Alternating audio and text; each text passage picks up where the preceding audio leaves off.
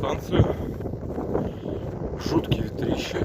Северный, скорее всего. Северо-восточный. Ну и больше всего северный. Так что вот сейчас придем на станцию. Мы по буранке доплелись до станции Абись. Было тяжко, но мы дошли. В общем, такая вот ветреная погода. Тут почти все оттаивает. Вот, так что такие вот дела. Уже времени подошел к нам поезд. Получается, уже без 10, без 5. Сейчас будем садиться на поезд.